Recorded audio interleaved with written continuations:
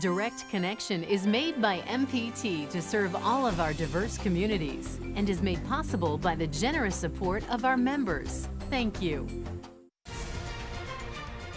Live from Maryland Public Television, this is Direct Connection with Jeff Salkin. Good evening. Welcome to your Direct Connection. Just ahead tonight, could pieces of the Biden agenda pass the Senate after all? And previewing the CIAA basketball tournament. But first tonight, the latest advice on kids and classrooms and COVID. Joining us for our Your Health segment is Dr. Andrea Berry, Associate Professor of Pediatrics at the University of Maryland School of Medicine. Doctor, nice to have you on MPT again. Let's start with Omicron. What does that variant look like in kids? Is it any different? We are seeing a lot of cases. So Omicron is quite contagious. Even children that have been vaccinated are getting it. But certainly we just are seeing way more kids getting COVID from Omicron. As for other variants, most kids who get it have a mild illness, or some even have illness and not with no symptoms at all, infection with no symptoms at all. Unfortunately, there are kids that get quite sick. And we still do see the multi-inflammatory syndrome in children, the post-COVID syndrome that has caused kids to have to stay in the hospital and be very sick from COVID. I think the state tracker website indicates there are around 30 pediatric COVID patients in Maryland hospitals at the moment. And you're never quite sure whether it's somebody who's in for COVID or in with COVID. But when you're working there, what have you seen? We've seen both, and the number 30 honestly sounds low to me because I thought the number in my own single hospital was about 10 today. So we've seen kids with COVID pneumonia. We've seen kids with MIS-C. We've seen kids with, something else like a infection of their eye, and then also have COVID at the same time. So we've seen the range of different severity and different importance of the COVID. Well, that's the scariest thing in the world for a parent or grandparent. When you hear the details of a case like that, what was the path like? Did it start out like you were describing earlier with fairly mild symptoms and progress, and over what period of time? Well, typically a child who comes in with symptoms that we end up diagnosing as MIS-C, or this multi-inflammatory syndrome, has a COVID illness that the family remembers. And maybe the illness ran through the entire family and every member of the family got it. And sometimes the illness is, a day, or sometimes the whole family got it, but the child who got the MIS-C didn't have any symptoms at all. Once in a while, we're surprised where nobody remembers the child having COVID at all, or knew that they had COVID and they seem to have this syndrome. But usually the family remembers the actual illness originally. And then they come into the hospital pretty sick. Fever is typical, high fever, sometimes trouble with blood pressure, sometimes diarrhea and vomiting, sometimes a rash. So there's a range of symptoms. Sometimes there's problems with the heart, having trouble, being strong enough to support the child. So these kids can be pretty sick. What's the point for a parent or caregiver when it's time to panic? Nobody wants to panic, but if you're going to have to take a child to the hospital, you want to do it sooner rather than later, right? Right, sure. So I think if in doubt, you have a good relationship with your primary care doctor and provider, and call them and ask them, describe the symptoms, they can advise. And so generally, if a child isn't mentating correctly, like they're confused and their thoughts aren't working quite right, or they're so sleepy you can't really wake them up, those would be really big warning signs. If they can't eat and drink and they can't keep themselves hydrated, that's another big clue. If they are breathing so hard that they are having trouble catching their breath, that's also another really serious sign of needing medical attention. Let me remind our viewers, if you have a question for the doctor, give us a call at the number on the screen, or you can email a question to livequestions@mpt.org. Doctor, what's the latest on the array of vaccines? Which ones and at what ages can kids be vaccinated now? So right now, there is only one vaccine that is licensed for children age 18 and younger, which is the Pfizer-BioNTech vaccine, which is, or it's approved. So it has emergency use authorization for age 5 and older. There are studies of other vaccines in children, including the vaccine made by Moderna and the vaccine made by Novavax, but those haven't received authorization yet in the pediatric population. You've been an investigator on a number of vaccine trials of all kinds, including COVID. How do you expect this to roll out? When do you think it might be recommended for kids under 5? I'm very hopeful that it'll be sometime this spring, but we just have to wait and collect the data. The reason it takes time is because before authorization is given, the vaccine has to be established to be safe, and also to provide an immune response that would be meaningful, that we predict would be protective in those children. For adults, we test 30,000 or more adults at a time to establish that all, of those 30,000 adults, those who got the vaccine are protected, and those who didn't get the vaccine are less protected. For children, we test smaller numbers of children, like 3,000 to 5,000 children, and we're mostly looking at safety and whether the lab tests of how their immune response has gone after vaccine has responded in a way that's similar to an adult. But we're not waiting to see if kids get COVID before providing authorization. I don't know if your practice puts you in a position to see healthy kids at routine visits and talk to the parents. I'm curious what the conversations would be like with a provider and a parent debating whether to get the child vaccinated. Right. And so I think that there are groups of parents. There's some parents that were racing to the vaccine center to get a vaccine once it was authorized, that were lined up at the convention center the first day that they were available. And there are other parents that want to wait and see. And then there are some parents that are really quite hesitant and are really kind of not planning to get their children vaccinated. So there's a range of conversation. I would say that most pediatricians that I talk to, their children are vaccinated. And I have 2 children, they're 10 and 12, and they are vaccinated. And they both got vaccinated pretty much the first opportunity we had to vaccinate them. Like my 12-year-old, on her birthday, we took her.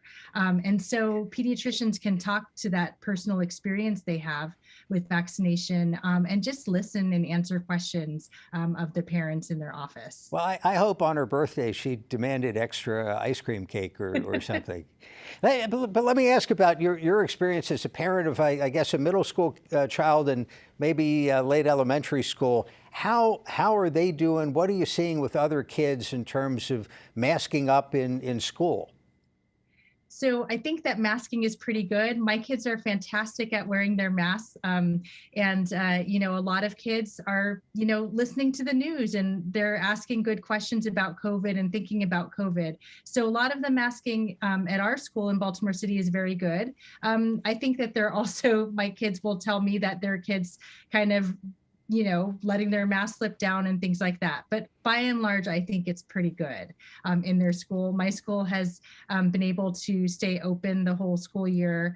We have had classrooms that have had to close at different times, or grades even that have had to close, but most kids have been able to go to school this year and attend safely. So it's a really great thing to have them in person compared to how it was last year. One of the big concerns for kids catching COVID in school and then bringing it home is the ease with which the Omicron variant spreads within a household. I've heard anecdotally the old plan of if you have the ability to quarantine or isolate somebody in the basement, doing that doesn't always work with Omicron. It just gets around too easily. Well, it is more contagious, and different families will each come to their own plan of what they're going to do if some members of the house have COVID and some don't. There are still families that I'm thinking of, personal friends, where 2 out of the 4 had COVID and they separated from the other 2 that didn't, and the other 2 never got it. So every family I've heard exactly the opposite story. So I guess you Right. do the best you can. Right. You do the best you can. What else are you seeing these days? We were all encouraged to get flu vaccines. Are you seeing any flu? We did see flu go up. I think that flu actually has gone back down again, according to the most recent state data that I saw, but it's still out there. And it's encouraged that people get their influenza vaccines as well as get their COVID vaccines. I want to go back to the kids that you get to observe, your kids and their friends. And there was always some concern about the psychological impact of living through this pandemic. And we always hear that kids are resilient. And if they're doing so well with masks, I would not, as a child, have done well wearing a mask. So I'm really happy to hear that. What do you see in terms of how they adapt to this situation? I think kids are really resilient, but this has been a tough 2 years for everybody. And so this has been hard on kids, and learning virtually is not the same as learning in person. So it's been hard, but they're resilient. As far as mask wearing goes, I think kids do model their parents. And so when parents are consistently wearing masks, the kids will do so too. And it, goes for all kinds of other behaviors that kids and parents do. Let's end with a sentence or two of important advice for the cases you see in the hospital, when to start really worrying.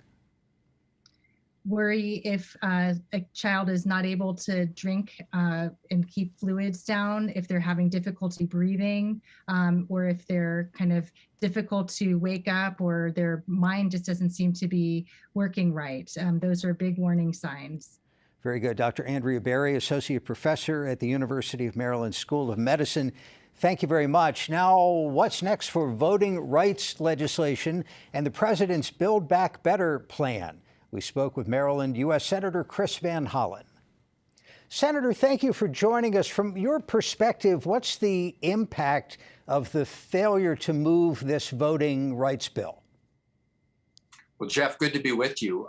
This could have a very serious impact, because what you're seeing in 19 states across the country is a very concerted effort to raise barriers to the ballot box, and specifically targeting voters of color, younger voters. And so these are structural barriers that they're putting in place in order to try to swing the vote.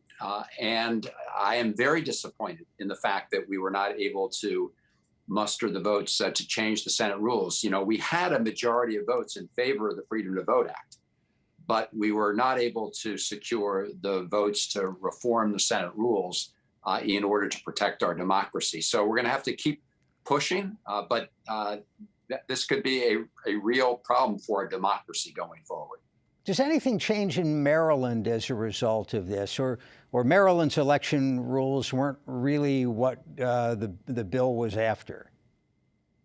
No, this should not affect Maryland's rules. What you're seeing, Jeff, is in state legislatures that are controlled by Republicans and have Republican governors, that these changes are taking place. And effectively what happened was when that January 6, 2021 attack on the Capitol did not succeed in overturning the presidential election, you saw the big lie and the poison of the big lie travel across the country and infect these state legislatures. So where they have the power to do it, they are enacting these laws to make it harder for people to vote, which is why at the federal government level, we should be creating a national standard to protect the right to vote, something the Congress is empowered to do by the Constitution. I do wonder if getting rid of the filibuster on this topic, had that been successful, if it wouldn't ultimately have backfired on Democrats, because the next time the Republicans control all the levers of government, they'd be able to easily pass a national voter ID law, for example. Well, Jeff, the filibuster rule, to my mind, is just inherently undemocratic. And I mean small d, not Democratic Party. It allows 41 senators to block a vote that is supported by a majority, in this case, the Freedom to Vote Act. And just to give you one possible scenario on that rule, you could have 41 senators representing about 11% of the United States population, block 50 senators representing 80% of the population from moving forward to vote on a bill. That's if you took senators from the smallest states versus the biggest states. But it shows how it warps the political system. Now, would there be risks? Yes, there would be. And my view is that that's what elections are all about. They're about providing that public accountability. If Republicans pass something that Democrats don't like, then people would go to the polls and vice versa. But filibuster is nowhere to be found in our Constitution. It's purely an invention of the Senate, which is now empowering a minority of senators at the expense of the majority of the American people. The other big bill that didn't make it out of the Senate was the president's Build Back Better initiative. On that one, was it a matter of it being too much of a grab bag of too many things and hard for people to really mobilize support? And does it make sense to split up the most popular parts into smaller bills? Well, I do think we're going to be able to ultimately pass big pieces of that bill. But as you say, I don't think we're going to be able to pass the full bill that came out of the House of Representatives as the Build Back Better bill. But here's what I think we can pass, Jeff, and these are very important provisions: to cut the costs of prescription drugs, to significantly cut the costs of childcare, so no family pays more than 9% of their income, to provide universal early education, something that I've been fighting for and many people have been fighting for a very long time. And very importantly, addressing the climate crisis with a major investment in clean energy and energy efficiency and technologies. So those are big things to do. And we're also still working to try to salvage a piece of that child tax credit, which has been so important to families working paycheck to paycheck. Let's touch on a couple other topics that are within your different committee portfolios. The situation in Ukraine, Russian troops on the border. How dangerous is that? Well, it's a very dangerous and volatile situation. Here you have Putin threatening to take big parts of Ukraine by force. We saw what happened in Crimea a number of years ago. I think President Biden is doing the right thing. Number one, providing Ukraine with military equipment and help, and also, very importantly, rallying our NATO allies and others as members of the European community to say up front that there will be very severe economic penalties that will face Putin and Russia in the event of an invasion. And these won't be sort of slap on the wrist sanctions that just impact a few oligarchs. I mean, these would be big sectoral hits, banking sector, other major parts of the Russian economy. So I think that, the president's doing everything that he can to deter Putin, but nobody knows exactly what the end of this movie would be. I would just add that the risks of a Russian invasion for Putin are that he becomes mired down in Ukraine. Ukrainian people aren't just going to say, come on in, you're welcome. They're going to put up a fight, and the Russians, before as the Soviet Union, felt the pain of that in Afghanistan themselves many, many, many years ago. Before we felt the pain of Afghanistan. At our taping time, the news from the AP is that the president is putting 8,000 U.S.-based troops on alert, potential deployment to Europe, but not specifically to Ukraine. Does that sound prudent at this point? That's right. I mean, what the president is doing, I think, is making it clear to our NATO partners in that region that we're ready to deploy. So, for example, the Baltic states, right, Latvia, Lithuania, and Estonia are, of course, especially nervous. They're right on the Russian border themselves. And so what the president's doing is providing reassurance that the United States will be there with those countries as part of our NATO commitment. And at the same time, we are providing military equipment to Ukraine, which is not a NATO partner, but clearly we want to do what we can to support the Ukrainian people at this point in time. Would it make sense, would it diffuse the situation at all to have NATO and the major partners in NATO say that we're done expanding and it's not on the table, it's never going to be on the table for Ukraine to be part of NATO? Well, as NATO has made it clear that these are decisions that will be up to two parties. One, Ukraine, through its democratically elected government, and two, by the NATO alliance itself, whether or not it wants to expand. And President Biden is certainly right not to say under threat of force or military invasion, we're never going to allow Ukraine to be part of NATO. We should not be doing that. Those are independent, sovereign decisions that need to be made by Ukraine and by the United States and our NATO partners. What we can do is address concerns that we have and the Russians have about things like intermediate nuclear missiles. Many decades ago, I was very, very involved, not as an elected official, but as a staff member on the Intermediate Nuclear Force Treaty, the INF Treaty.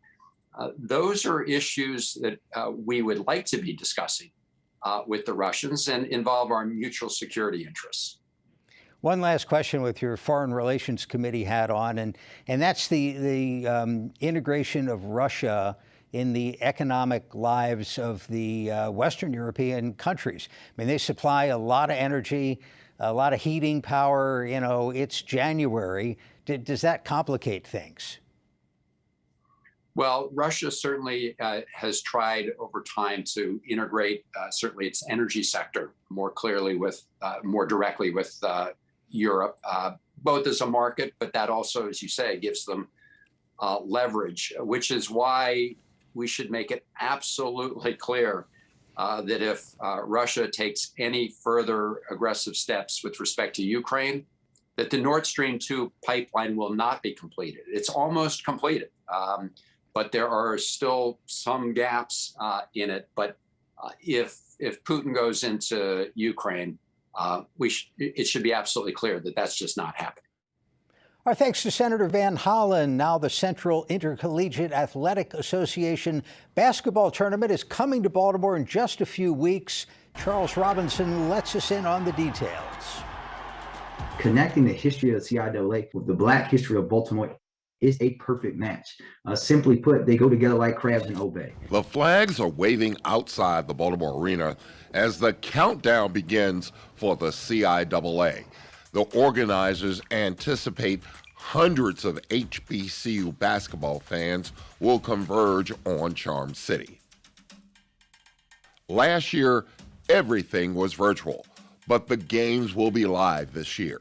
It's estimated the tournament and its many events could pump as much as $50 million in additional revenue into the city.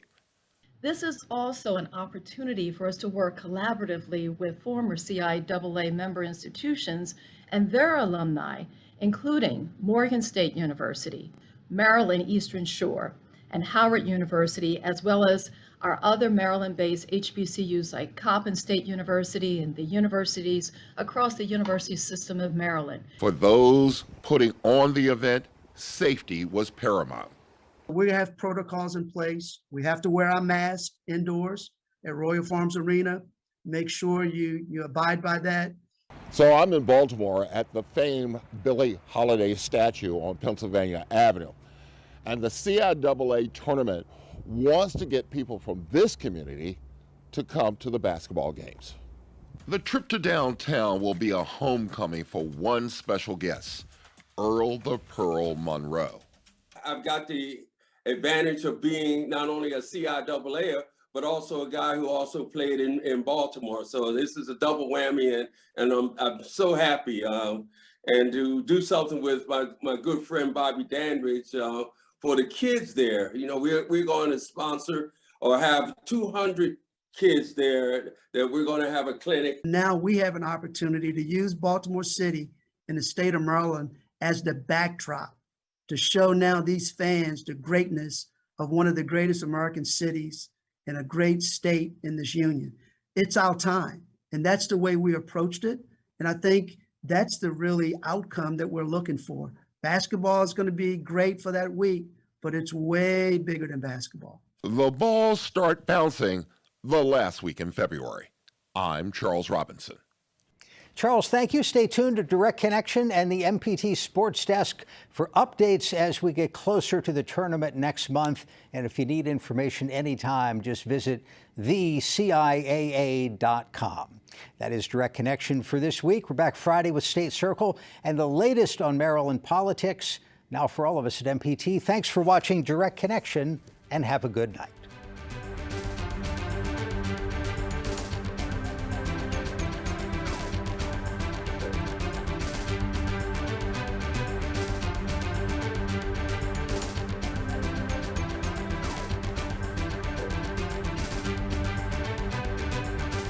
Your health segments are a co-production of Maryland Public Television and the University of Maryland Medical System.